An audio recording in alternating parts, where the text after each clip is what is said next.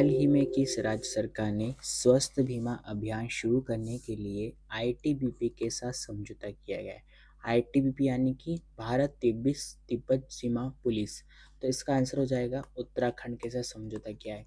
आपको याद रखना है, उत्तराखंड सरकार ने सीमावर्ती क्षेत्रों में स्वास्थ्य सुविधाओं को बेहतर बनाने के लिए भारत तिब्बत सीमा पुलिस के साथ स्वास्थ्य सीमा अभियान शुरू करने के लिए समझौता किया है। इस अभियान का जो मुख्य उद्देश्य सीमा के अंतिम गांवों में रहने वाले लोगों को गुणवत्तापूर्ण स्वास्थ्य सेवाएं प्रदान करना है। ये आपको याद रखना है। नेक्स्ट क्वेश्चन देखते हैं, हाल ही में किसे अशोक चक्र से सम्मानित किया गया है? ये किया गया है शुभांशु शुक्ला को। ऑप्शन नंबर सी इसका करेक्ट हो जाएगा। ये जनवरी 2026 26 तारीख को गणतंत्र दिवस के अवसर पर राष्ट्रपति द्रौपदी मुर्मू द्वारा, याद रखना है द्रौपदी मुर्मू द्वारा, जो कि ये भारतीय वायुसेना के जो कैप्टन है शुभांशु शुक्ला, इनको अशोक चक्र से सम्मानित किया गया है। यह सम्मान उन्हें 2025 में ये जो एक्सियोम है 4 मिशन के तहत अंतर्राष्ट्रीय अंतरिक्ष स्टेशन पर बिताए गए उनके ऐतिहासिक कार्यकाल और वहां प्रदर्शित असाधारण साहस व समर्पण के लिए ये दिया गया है। विंग कमांडर के जो हैं ये ग्रुप कैप्टन पदोन्नत हुए हैं ये शुभांशु शुक्ला। इन्हें राकेश शर्मा के बाद अंतरिक्ष में जाने वाली ये दूसरे भारतीय हैं। तो ये इन्हें दिया गया है अशोक चक्र द्रौपदी मुर्मू द्वारा गणतंत्र दिवस के अवसर पर। ये आपको याद रखना है।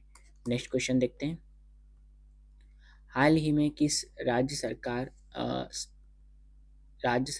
स्टारलिंक के बीच सैटेलाइट कनेक्टिविटी को बढ़ाने हेतु समझौता हुआ है? दोस्तों याद रखना है, ये गोवा इसका आंसर हो जाएगा। ऑप्शन नंबर बी, ये गोवा सरकार के अधिसूचना प्रौद्योगिकी विभाग ने एलन मस्क की कंपनी स्टारलिंक के साथ समझौता ज्ञापन पर हस्ताक्षर किए हैं। इस साझेदारी का मुख्य उद्देश्य राज्य के दूर दराज के क्षेत्रों और सरकारी स्कूलों और स्वास्थ्य केंद्र में high speed satellite internet connectivity प्रदान करना है। इसके साथ ही यह समझौता आपदा प्रबंधन, तटीय सुरक्षा और स्मार्ट गवर्नेंस को मजबूत करने के लिए सहायक होगा। ये आपको याद रखना है। नेक्स्ट क्वेश्चन देखते हैं, हाल ही में राष्ट्रीय स्वास्थ्य प्राधिकरण ने किस आईआईटी में स्वास्थ्य सेवा क्षेत्र के लिए फेडरेटेड इंटेलिजेंस हैकाथॉन का आयोजन किया है? तो ये किया है दोस्तों, याद रखने का। इसका आंसर जो हो जाएगा वो हो जाएगा option number B, IIT Kanpur. ये आपको याद रखना है।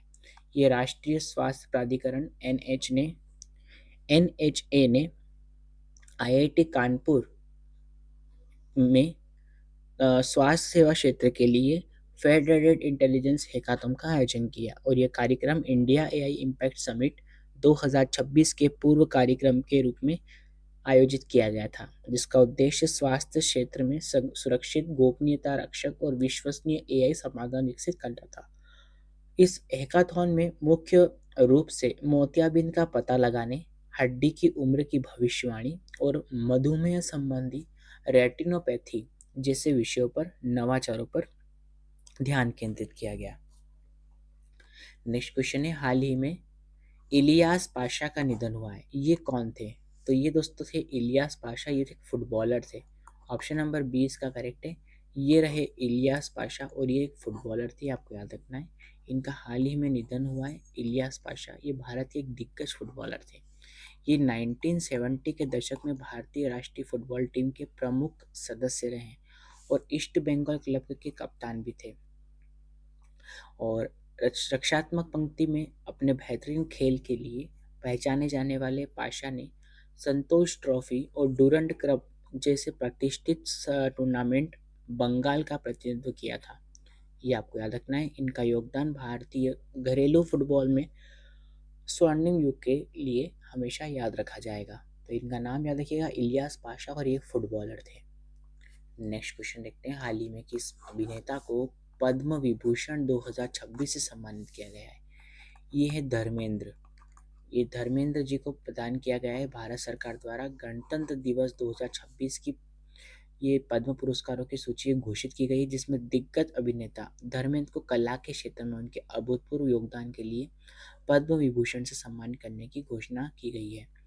भारतीय सिनेमा ही मैन कहे जाने वाले धर्मेंद्र ने 6 दशकों से अधिक से अपने करियर के 300 से ज़्यादा फिल्मों में अभिनय किया है। यह सम्मान उनके भारतीय फिल्म जगत के प्रति अद्वितीय समर्पण और वैश्विक स्तर पर उनकी लोकप्रियता को मान्यता प्रदान करता है।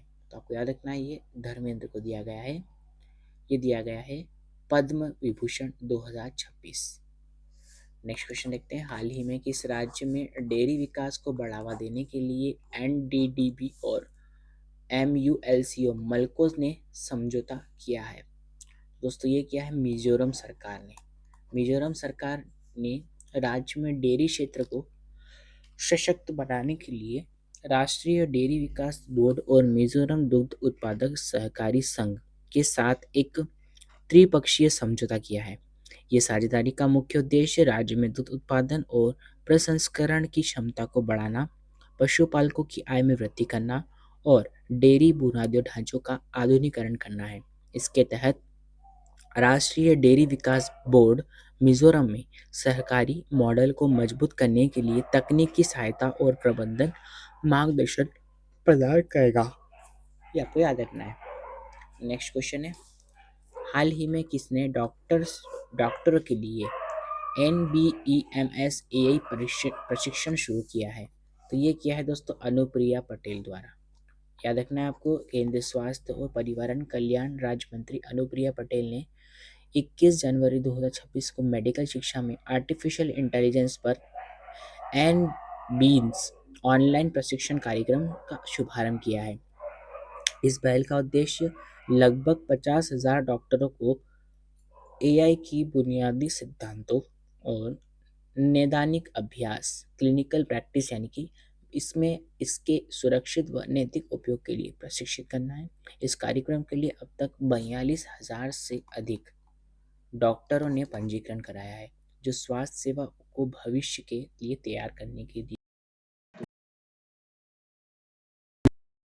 नेक्स्ट क्वेश्चन है आपके सामने कि हाल ही में 25 जनवरी 2026 को किस राज्य का 56वां स्थापना दिवस मनाया गया?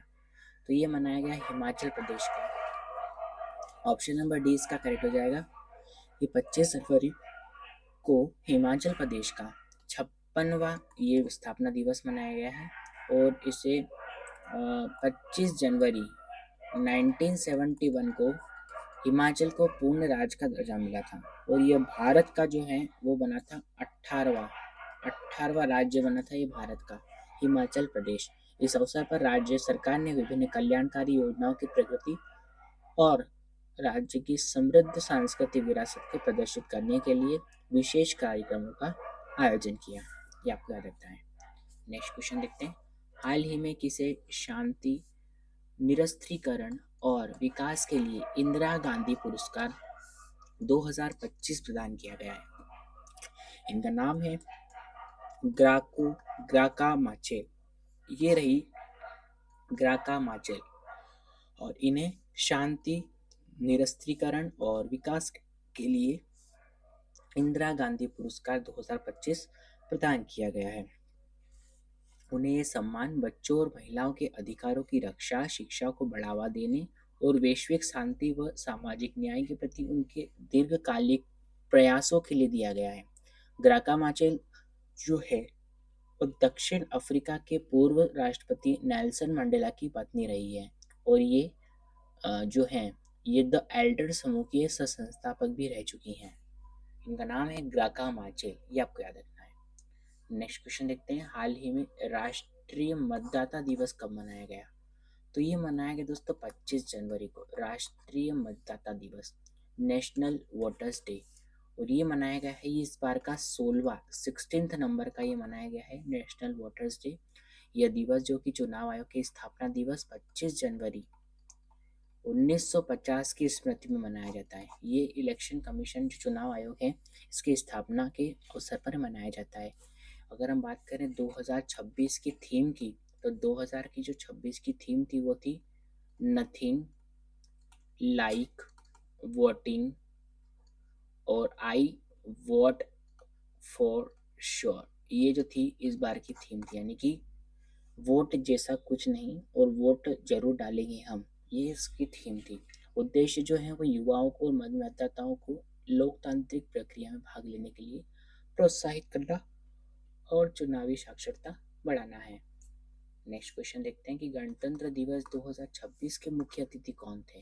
तो ये थे उर्सुला वॉन डेर लेयन और एंटोनियो कोस्टा। ये दोनों ही थे, उपरोक्त दोनों, ये दोनों ही इस बार के मुख्य अतिथि थे। और भारत का इस बार कौन सा स्वतंत्रता दिवस मनाया, गणतंत्र दिवस मनाया गया है? ये गणतंत्र दिवस मनाया गया है 77वां। तो ये बनाया गया है गणतंत्र दिवस।